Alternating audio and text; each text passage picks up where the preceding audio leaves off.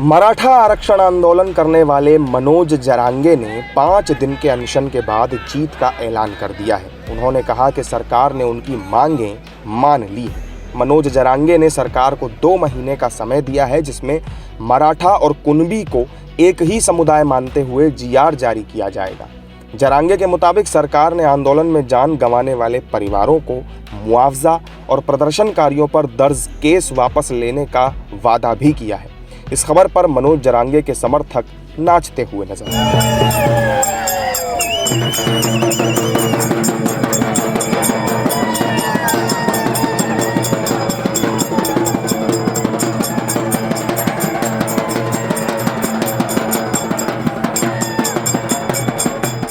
इस मराठा आंदोलन को लेकर हाई कोर्ट में भी सुनवाई हुई। बॉम्बे हाई कोर्ट ने मराठा आरक्षण आंदोलन के नेता मनोज जरांगे को मुंबई के अनशन स्थल आज़ाद मैदान पर 3 सितंबर की सुबह तक रुकने की अनुमति दे दी। साथ ही हाई कोर्ट ने राज्य सरकार को भी फटकार लगाई और जबरन मैदान खाली कराने के लिए कदम क्यों नहीं उठाए।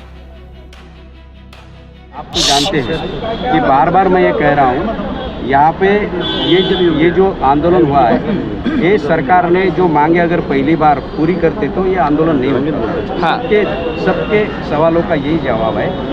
आज सरकार सकारात्मक सामने आई है। अभी हमको देखना है क्या वहाँ पे हुआ है, क्या नहीं हुआ है। और दादा का आदेश था कि हम ये जो मैदान है हमारा घटनादत्त अधिकार है, जो कुछ है मैं कोई स्टेटमेंट करूँगा। इसीलिए कोर्ट ने बोला हम कल रखते हैं। कोर्ट ने स्टेट को भी बोला कि आप जो एफिडेविट है वो फाइल किए, वो court was not satisfied with them since permission is granted. It was initially being shot and timely again, though it was not in the format. हमने अर्जी की है। न्यायालय ने जरंगे से ये भी सवाल किया है, जब मराठा आरक्षण की केस उच्च न्यायालय में है तो उच्च न्यायालय में केस रहते हुए तो आंदोलन कैसे हो सकता है, ये भी कहा है। और न्यायालय ने कल तक की इजाजत बैठने की नहीं दी, खाली सुनवाई की इजाजत है। न्यायालय ने स्पष्ट किया है कि अगर से परमिशन नहीं है तो जरंगे को आज ही जाना चाहिए। कोर्ट के आदेश का मतलब समझना चाहिए।